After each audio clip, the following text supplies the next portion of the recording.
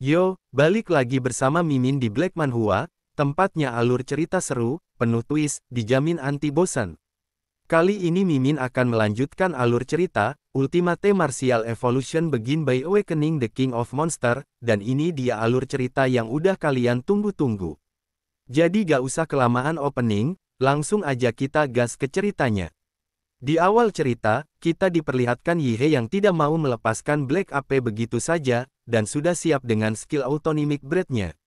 Yihye pun menyebut bahwa Black Ape adalah beast. Mana pantas nyawa Black Ape disamakan dengan wali kota Huang King. Dan seketika Autonomic Breath dilepaskan dan mengenai telak tubuh Black Ape. Black Ape pun di akhir sisa hidupnya menyebut Yihye sebagai manusia jenius sialan. Setelah Yihye melepaskan Autonomic Breath-nya, Yihye pun menyadari bahwa monyet itu masuk ke bawah tanah dan pura-pura mati. Tapi berpura-pura mati juga berarti dia sedang ketakutan. Dia berada dalam kondisi terluka parah yang belum pernah terjadi sebelumnya, ini adalah kesempatan terbaik untuk membunuhnya. Sepertinya monster Overlord Class bisa menyembunyikan auranya hingga tak bisa terdeteksi. Yihye pun agak sedikit menyesal dengan kondisinya. Jika saja dirinya menemukannya lebih cepat, wali kota Huang King mungkin tidak akan mati. Tapi sekarang Black Ape sedang terluka parah. Bahkan kemampuannya untuk bersembunyi pun ikut terpengaruh. Sekalipun hanya sinyal kehidupan yang sangat lemah, dirinya tetap bisa menangkapnya. Hingga pada akhirnya Yihye melihat jalur pelarian dari Black Ape. Dan kembali Yihye melepaskan Autonomic Breath ke arah Black Ape yang kabur. Menyadari serangan ini Black Ape pun segera naik ke permukaan dan menghindari serangan Yihye. Black Ape pun sangat kesal dengan hal ini. Padahal tinggal sedikit lagi, dirinya sudah bisa merasakan pintu masuk ke domain alam rahasia yang tak jauh dari sini. Kalau saja dirinya tidak dijebak oleh wali kota manusia terkutuk itu, dirinya akan dengan mudah menghadapi Yihye. Dan saat Black Ape masih di udara, Yihye dengan cepat melepaskan pukulan besarnya. Dan pukulan ini mengenai telak Black Ape hingga membuatnya terbang dengan cepat, hingga membentur permukaan tanah. Yihye pun menyebut bahwa ini adalah harga yang harus dibayar, karena telah mencemarkan nama baik wali kota Huang King. Dirinya akan membuat Black Ape lebih baik mati daripada hidup. Black Ape pun merespon hal ini dan menyebut Yihye sebagai serangga hina. Karena memperlakukan dirinya dengan keterlaluan. Dengan ini dirinya akan menghabiskan energi terakhir dari Demon Core ini, dan menyeret Yihye ke neraka. Dan seketika lengan dari Black Ape pun kembali normal dan penuh dengan energi. Black Ape pun seketika melompat dan menyerang Yihye dengan kekuatan penuh. Yihye pun merespon hal ini, dan mengayunkan tinjunya hingga dua pukulan ini saling beradu, dan akibat energi besar yang seimbang dan menimbulkan dampak besar bagi kedua belah pihak. Di mana lengan Yihye seketika hancur. Begitu juga dengan Black Ape yang melayang di udara tanpa bisa bergerak lagi. Yihye pun hanya tersenyum dengan hal ini, dan mengatakan setelah serangannya mengorbankan nyawa, Black Ape sudah berada di jalan buntu. Dan Yihye kembali bersiap melepaskan Autonomic Breath. Namun di saat Yihye ingin melepaskan serangannya, tiba-tiba sebuah suara masuk ke pikiran Yihye. Dan membuat pikiran Yihye menjadi kacau. Yihye pun mengaku kepalanya sangat sakit. Rasanya semua pikirannya menjadi kacau. Ini adalah serangan mental. Yihye yang menatap di sekitarnya pun bertanya-tanya, apakah masih ada expert lain? Dan seketika ribuan tangan pun muncul ke permukaan, dan kemudian tangan-tangan ini menopang tubuh Black Ape dan membawanya lari. Yihye yang melihat hal ini kini menegaskan bahwa, Black Ape tidak akan bisa melarikan diri, dan saat Yihye bergerak, tiba-tiba tangan-tangan ini muncul di tubuh Yihye. Yihye pun tidak menduga bahwa dari sendi raksasa humanoidnya tumbuh tangan. Kemudian tangan-tangan ini mencengkram sendinya dan tubuhnya tidak bisa bergerak. Namun jangan kira hal seperti ini bisa menahan dirinya. Hingga Yihye kini mulai memicu api di tubuhnya. Hingga panas tubuhnya terus naik mencapai 1000 derajat Celcius. Dan panas ini seketika membakar tangan-tangan yang muncul. Yihye pun meminta mereka untuk merasakan hangus api ganas bersuhu 1000 derajat Celcius. Dan saat ini Black Ape pun hampir sampai ke depan pintu masuk alam rahasia. Namun Black Ape seketika panik melihat ke arah Yihye. Karena sosok Titan Yihye datang dengan tubuh terbakar ke arahnya. Black Ape pun memintanya cepat untuk membawanya pergi. Karena Yihye akan segera menyusul. Lalu kembali tangan-tangan ini mulai meninggi dan membuat sebuah bentuk wajah. Yi He yang melihat benda ini pun bertanya-tanya, benda macam apakah itu? Yi He pun memiliki kecurigaan bahwa itu juga adalah magical beast. Kekuatan menakutkan seperti ini, apakah juga seorang overlord kelas? Kalau wujud aslinya datang mungkin dalam sekejap saja dirinya sudah harus berlutut. Lalu kini magical beast nyatanya tidak membentuk sebuah wajah, namun membuat sebuah kepala untuk tubuhnya. Hingga kepala ini akhirnya terhubung dengan tubuhnya. Dan seketika magical beast ini kembali berteriak hingga memicu sebuah serangan mental kepada Yi He. Namun Yi He seketika menutup kedua telinganya untuk menahan suara ini. Yi He pun menyebut bahwa dirinya sudah memblokir pendengaran super terhadap suara-suara itu. Tapi suara aneh itu masih bisa masuk ke otaknya. Yi He pun seketika menguatkan dirinya untuk memblokir suara-suara ini. Yi He pun menegaskan bahwa mereka sudah membunuh begitu banyak orang. Dan sekarang ingin pergi dari kota Ancheng begitu saja, dan seketika Yi He menekankan bahwa itu cuma mimpi. Lalu Yi He pun kini menyalurkan energinya kepada tubuh template besarnya. Dan seketika Yi He meninggalkan tubuh besar layaknya Yi He menggunakan sebuah kursi pelontar. Yi He pun memberi tanda jarinya dan mengatakan bahwa, ini adalah oleh-oleh khas dari kampung halamannya yaitu bom nuklir, semoga mereka menyukainya.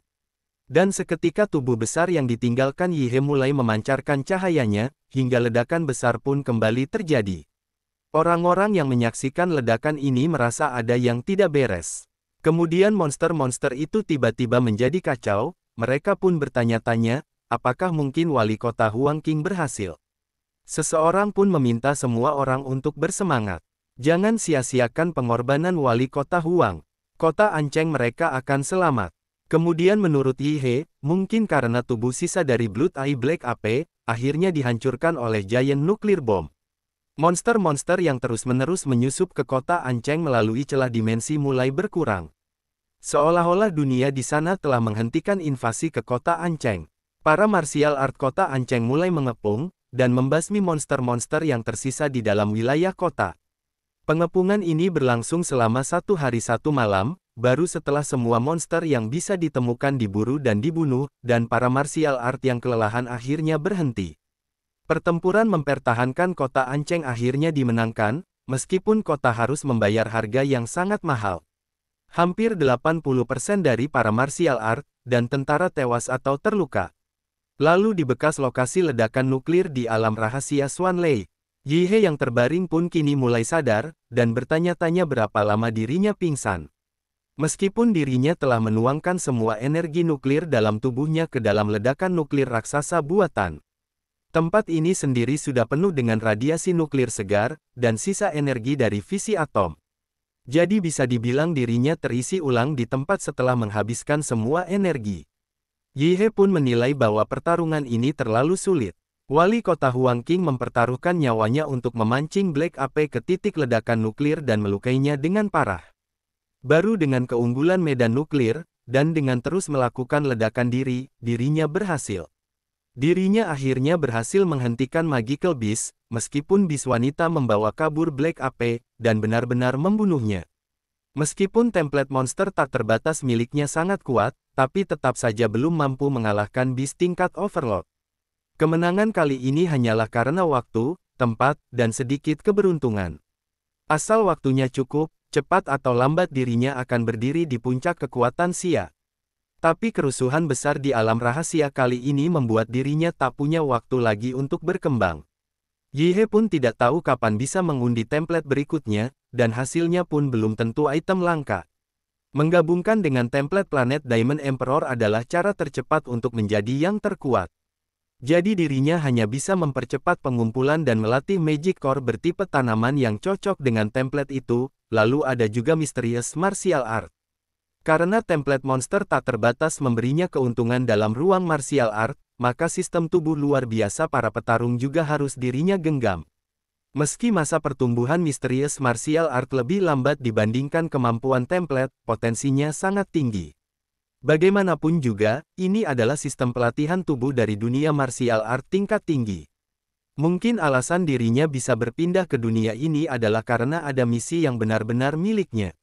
Lalu 1 bulan kemudian setelah insiden kota Ancheng, Saat ini Yi He mendengar sebuah berita yang menyebut bahwa, kali ini total ada 18 kota di seluruh negara Xia yang diserang oleh gelombang bis.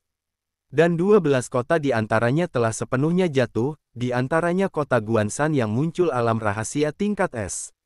Seluruh kota diselimuti kabut abu-abu yang tidak bisa dideteksi. Organisasi Pejuang Nasional Guardian Xia juga mengirim 30 martial art tingkat Xuan, serta 5 ahli Grandmaster di bawah pimpinan Grandmaster Du Jingning untuk menyelidiki lokasi. Invasi gelombang bis kali ini sangat tidak normal. Bahkan alam rahasia tingkat S pun muncul. Martial art terkuat Xia Nasional Guardian level, Fu Hongsheng, saat ini mengepung di luar alam rahasia. Namun belum terlihat ada martial art yang berhasil menerobos keluar. Dia sendiri pun masuk ke kota Guanshan dan akhirnya setelah 8 jam, Fu Hongsheng yang terluka parah keluar bersama 2 master yang selamat. Sejak saat itu negara Xia menetapkan kota Guanshan sebagai zona larang hidup ke-11 di dunia. Seluruh kota dengan 1,8 juta penduduk dinyatakan tewas. Mendengar hal ini Yi He pun tidak menyangka bahkan martial art nasional Guardian level pun kesulitan. Yi He pun bertanya-tanya apakah kondisi kelangsungan hidup umat manusia di planet biru sudah separah ini. Yi He pun merasa ini tidak bisa dibiarkan, dirinya tidak bisa menunggu lebih lama lagi. Kemudian saat ini Yi He pun menghubungi Qin Lan. Dirinya ingin meminta bantuan Qin Lan. Qin Lan pun bertanya, apakah Yi He ingin mempelajari 2 teknik misterius martial art milik keluarga Liu yang tersisa. Yi He pun hanya tertawa dan menilai apakah dirinya terlihat seperti itu di mata bibi Qin Lan. Yi He pun menyebut bahwa bukan itu. Ini soal lain, dirinya ingin meminta bantuan bibi Qin Lan untuk membeli beberapa Magic Core atribut tanaman berkualitas tinggi. Yang terbaik adalah Magic Core biru atau bahkan Core ungu tingkat Lord. Qin Lan pun menyebut bahwa, Magic Core tipe tanaman memang sudah langka. Apalagi Magic Core tingkat Lord. Itu sangat berharga. Qin Lan tidak menyangka nafsu Yi He memang besar. Kalau Yi He menginginkan sebanyak itu, apa yang bisa Yi He berikan sebagai gantinya?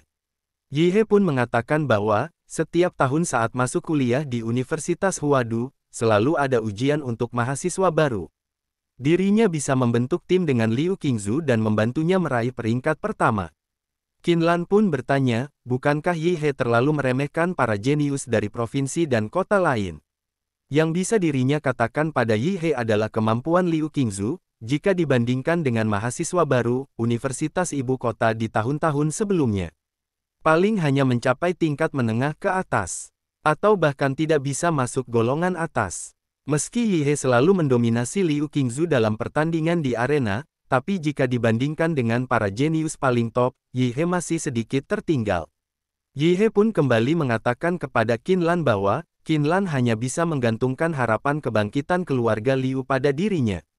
Dirinya bisa menulis surat perjanjian, jika dirinya tidak bisa meraih peringkat pertama di ujian masuk, dirinya akan datang ke keluarga Liu di masa depan, untuk bekerja seperti sapi dan kuda demi membalas kebaikan bibi Qin Lan di hari tua.